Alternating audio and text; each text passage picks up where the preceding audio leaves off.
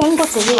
중성이 되면 더 이상 화학 반응이 일어나지 못해서 중성이 되면 건전지는 다 됐어. 바꿔야 한다. 이렇게 얘기하는 거야.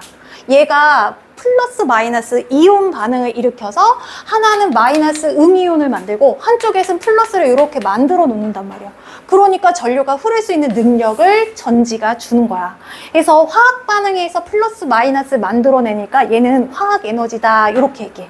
그래서 전지는 일단 회로도에서 기호로는 들어간 게 마이너스, 튀어나온 게 플러스에서 플러스 마이너스 이렇게 표시한다. 얘가 플러스 마이너스. 나중에 시험 보기 직전까지도 요걸 헷갈려하는 친구들이 있어. 응? 자, 스위치는 요렇게 되어 있으면 우리가 열렸다라고 하고, 이렇게 되면 전류가 흐르지 않은 거지. 요렇게 우리가 되어 있으면 스위치가 닫혀서 전류가 흐르는 상태. 전구는 자, 요렇게 표시합니다. 요 안에 필라멘트가 있는데 전자가 여기에 지나가면 필라멘트라는 곳에도 원자핵이라는 게 있어. 전자가 거기를 흘러가면서 원자와 부딪히면서 빛을 주로 내면 우리가 전구, 요렇게 빛을 내는 요런 도구로 사용하게 되는 거야.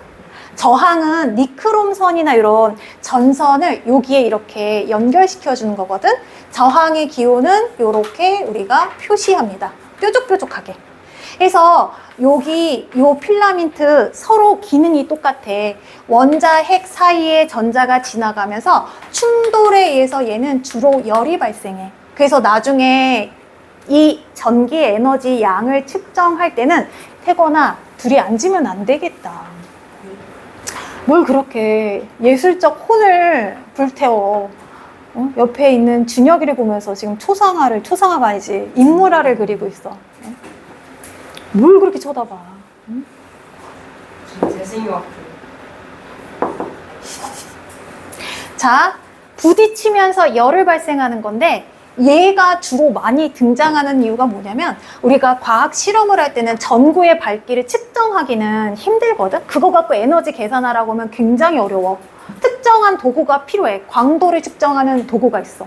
광도를 우리가 뭐 루멘, 안시 루멘 단위도 있고 칸델라 있고 굉장히 다양하거든요. 골치아파. 그래서 밝은 거, 어두운 거 정도 요것만 우리가 체크하고 주로 쓰는 건 저항을 쓰는데 나중에 3학년 때 되면 발열량이라는 걸 배워. 전류가 흘러가면서 열이 발생해. 얘를 갖다가 열량계에다가 이렇게 딴 데로 열이 흘러가지 못하게 해주고 온도계에 꽂아서 발생하는 열의 양을 측정하는 열량계가 있단 말이야. 자, 근데 온도가 몇 도씩 높아졌어? 이걸 이용해서 전기 에너지가 얼만큼 더 늘어났는지를 계산할 수 있는 게 이 저항이야. 그래서 저항이라는 기호로 나중에는 주로 우리가 사용하게 돼요. 전류계는 아까 배웠듯이 요렇게 표시하고 전압계는 요렇게 표시한다. 그래서 얘네들을 제대로 연결하게 되면 여기 마이너스 플러스 전선 요렇게 연결하고 저항 요렇게 연결하고 요렇게 연결해야 되는 게 전류계. 그리고 스위치가 요렇게 있고 요렇게 길이 나눠지는 곳에 연결해야 되는 게 전압계. 요게 기본적인 회로도 연결 방법이야. 요것을 대신할 수 있는 건 전구. 둘 중에 하나가 나와요. 그래서 마이너스 플러스 아까 말했듯이 플러스에 가까운 쪽은 플러스, 마이너스 쪽에 가까운 건 마이너스. 이거 바뀌잖아? 그러면 눈금이 0 밑으로 마이너스 값으로 바뀌어요. 그럼 이제 플러스 마이너스 내가 방향을 잘못 설정해 준 거야. 한쪽 방향으로 흘러가야 되는데 극이 서로 다르게 되면 오던 애가 다시 뒤로 가. 그래서 요 힘이 일정하게 유지되지 않아서 0 이하로 떨어져서 요렇게 플러스 가까운 쪽은 플러스, 마이너스 가까운 쪽은 마이너스. 자, 그러면 태거나 요쪽은 플러스에 가까워, 마이너스에 가까워? 플러스. 그렇지. 플러스에 연결하고 얘는? 마이너스. 마이너스. 어쩜 저렇게 해맑을까? 해맑을까? 표정이. 여기서 제일 어린이같이 생겼어. 동안이야, 동안. 동안이라고. 자, 요렇게 연결한다 알아두시고 우리가 전류까지는 했다. 전류는 전하의 흐름이라고 했는데 전류의 단위는 암페어야. 얘를 비유를 들자면 어떻게 비유할 수 있냐면 고속도로에 차가 막 지나다녀. 자, 여기 4차선인데 여기에 15대 차가 슝 들어왔어. 자, 그리고 여기서 8대 차가 슝 들어왔어. 이 공 다 떼자. 그리고 아래쪽으로 3대 차가 쏙 빠져나갔어. 그럼 여기로 지나가는 차는 모두 몇 대가 지나갈 수 있을까? 어려워? 4차선이야. 자, 여기까지 온 거 얘네 두 개 합치면 몇 대야? 15 더하기 8은? 20이지. 20인데 여기 3대가 빠져나갔어. 그럼 얘는? 10. 잠깐만. 20에서 3 빼면? 10. 23에서 3 빼면? 2.0 나오지. 그치? 맞지? 요렇게. 2.0 암페어가 요렇게 지나가는 거야. 차라고 보면 돼. 사실은 흘러갔을 때 그 세기를 뜻하는 건데, 왜 세기를 측정하겠어? 개수를 셀 수 있으면 좋겠지만 얘네들은 되게 작은 애잖아. 일일이 셀 수가 없으니까 얘네가 지나갔을 때 그 힘의 크기를 측정하는 거야. 사실은 크기가 아니라 하나 둘 세고 싶은 거지. 그래서 요 암페어 단위는 입자가 지나간다라고 보면 돼. 그래서 얘네가 1.5 암페어가 오고 여기서 0.8 암페어가 오면 빠져나간 거 나머지 계산하면 요렇다라는 거야. 자, 그리고 여기에 전지 다 연결되어 있고 전압계를 내가 전류계를 이렇게 3개를 설치했어. 요거가 측정할 수 있는 건 뭐냐면 전체 전류량을 측정할 수 있어. 그리고 여기는 자, 얘가 뭐 1번이고 얘가 2번 전구면 1번 전구에 지나가는 전류량을 측정할 수 있어. 1번의 전류량. 그리고 얘는 2번에 지나가는 전류량을 측정할 수 있어. 자, 그러면 이 전체는 1번 더하기 2번과 같다. 맞아, 안 맞아? 틀려, 맞아? 맞아, 안 맞아? 어려워? 주하나 어려워? 얘는 얘하고 더한값하고 같아. 맞아, 안 맞아? 맞지? 이거 도로의 차라고 생각해봐. 톨게이트 알아? 요즘은 하이패스로 콱 찍잖아. 얘가 첫 번째 그 톨게이트. 얘는 길이 나눠지는 톨게이트. 여기에 예를 들어서 얘가 뭐 10암페어가 갔어. 차 10대. 여기 3대 지나가고 그럼 얘는 자동으로 몇 대가 지나가? 7대. 이렇게. 얘네 두 개가 나눠져서 오는 거야. 그리고 여기에 내가 전류계를 또 다시 설치하잖아? 그러면 얘하고 똑같이 10이 나온다? 자, 실제로 도선을 자, 전구를 통과하기 전에 한 개, 전구를 통과한 후 나중 거 2개를 이렇게 설치하잖아? 그러면 얘하고 반드시 똑같아. 차이가 생기지 않아. 그러면 이걸 통해서 알 수 있는 사실은 뭐냐면 얘가 전구에 지나가면서 빛을 내네? 소모되는 것이다. 소모되지 않는 것이다. 어떻게 우리가 결론을 낼 수 있어? 소모되는 거야? 안 되는 거야? 안 되는 거야. 얘네가 부딪혀서 흘러갈 수 있는, 일을 할 수 있는 능력이 있을 때가 있고 건전지가 다 닳아서 일을 할 수 있는 능력이 없을 때 요 차이는 있긴 하지만 얘가 사라지거나 없어지거나 생겨나거나 변하지는 않는다라는 거야. 사라지면 얘네가 불 내면 얘가 7로 줄어야 돼. 줄었다면 얘가 소모됐다라고 하잖아. 근데 줄지 않았네? 그리고 계속 줄지 않았는데 건전지가 다 닳으면 더 이상 불을 안 내. 빛을 안 내. 이 말은 무엇이냐면 이 플러스 마이너스 전하라는 애가 흘러갈 때가 있고 흐르지 않고 정지할 때가 있단 말이야. 정지할 때는 전구에 빛이 들어오지 않고 흘러갈 때는 전구에 빛이 들어와. 즉 얘는 소모되는 게 아니라 움직일 때와 정지, 움직이지 못할 때 그 차이가 있다. 요걸 뭐라고 하냐면 얘가 전하잖아. 전하량 보존 법칙 이렇게 얘기해.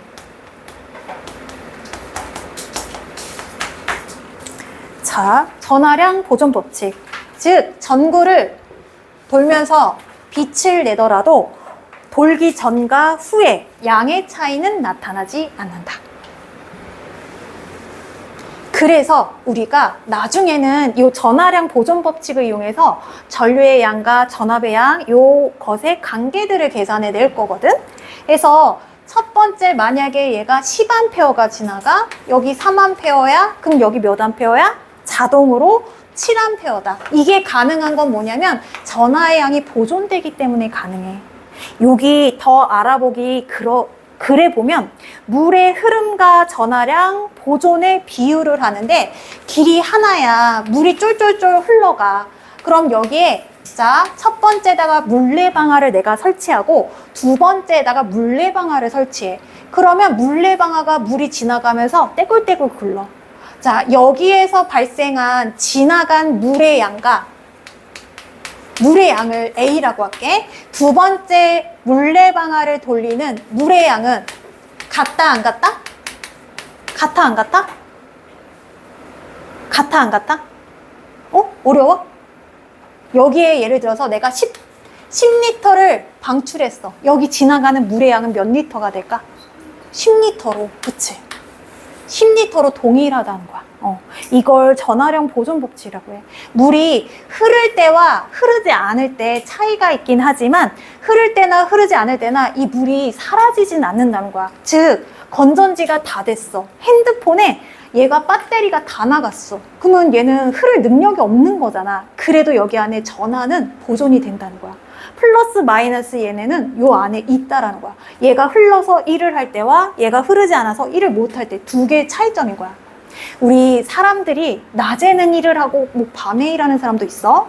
일반적으로 낮에 활동하고 밤에 집에 가서 쉬는 것처럼 밤에 들어가서 쉬면 그 사람이 없는 게 아니라 퇴근한 거잖아. 얘도 퇴근할 때가 있단 말이야. 그때가 건전지 힘이 없을 때가 얘가 퇴근한 거란 말이야. 자, 그리고 얘네들을 갖다가 두 개로 이렇게 나눠져서 내가 흘려 보내줄 거야. 두 개로 나눠져서 이렇게 흘려 보내줄 때 여기 물레방아, 여기 물레방아, 여기에 자 10리터를 내가 내보내줬을 때 얘가 4리터면 여기 몇 리터? 6리터로. 그리고 다시 합쳐지면 이 전체 양은 전과 똑같이 10리터가 된다. 흐르지 않을 때, 소모되지 않고 흐를 때나 흐르지 않을 때나 이 양은 전체 똑같다. 이것을 전하량 보존 법칙이라고 하는 거야. 자, 우리 137쪽에 그 비슷한 내용이 여기 있거든. 137쪽에 더 알아보기. 자, 스위치를 켜면 전기 기구가 바로 작동되는 이유. 자, 주한이 한번 읽어볼까? 137쪽에 더 알아보기.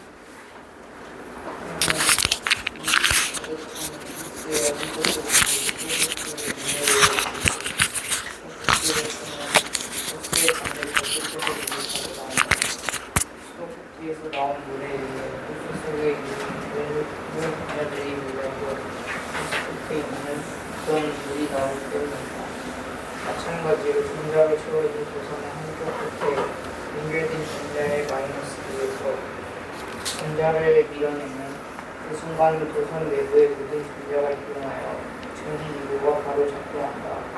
단면적이 1 제곱미터인 우리 도선에 1A의 전기가 흐르는 경우 도선 내부 전자의 속력은 0.1mS 정도로 매우 느리지만 도선에 채워진 전자로 인해 먼 거리에도 전류가 즉시 전달될 수 있다. 여기에 수많은 전자들이 있는 거야. 그래서 밀어주니까 밀어주고 해서 바로 전류가 흐를 수 있게끔.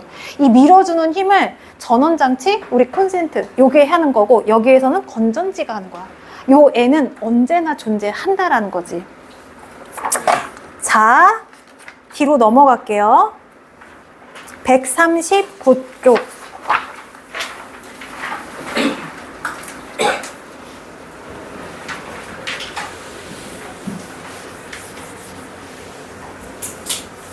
자, 전기 회로를 직렬 또는 병렬 이렇게 연결을 한대. 그래서 첫 번째 전구, 두 번째 전구, 스위치 생략하고 전원장치 이렇게 연결한다. 자, 그랬을 때 여기 전류계, 여기 전류계, 여기 전류계 각각 1, 2, 3 측정하면 세 개의 값은 같다, 안 같다? 같아요, 안 같아요? 같아요. 예를 들어서 여기에 측정하는 값이 1A야. 그러면 두 번째 지나가는 몇 A야? 1A. 똑같아. 여기에 지나가는 거 1A. 이렇게 옆으로만 되어 있는 걸 연결 형태로는 직렬 연결이라고 해. 직렬 연결은 길이 하나로만 되어 있기 때문에 각각의 저항, 각각의 전구에 지나가는 요 전류의 값이 일정해.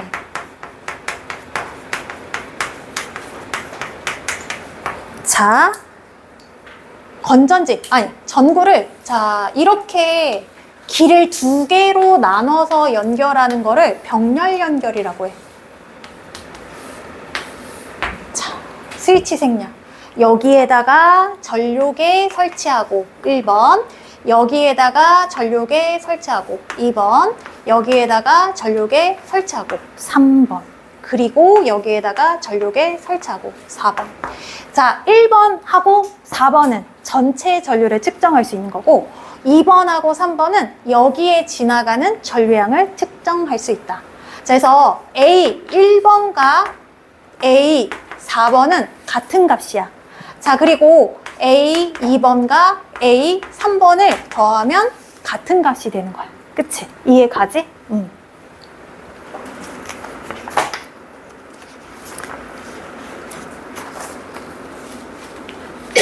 요거를 병렬 연결이라고 한다. 길이 나눠지는 거. 전구의 병렬 연결. 여기에서 전류는 각 전구에 흘러가는 전류값을 더해야 전체 값이 나와. 자, 직렬과 병렬을 내가 비유하자면 101호. 이거는 직렬이야, 병렬이야? 아파트 101호, 102호, 103호. 옆집 관계는 직렬이야. 자, 그 다음에 101호, 201호. 이거는 병렬 관계. 요렇게 층이 나눠지는 거야. 자, 5분간 쉬었다가 30분부터 다시 할게요.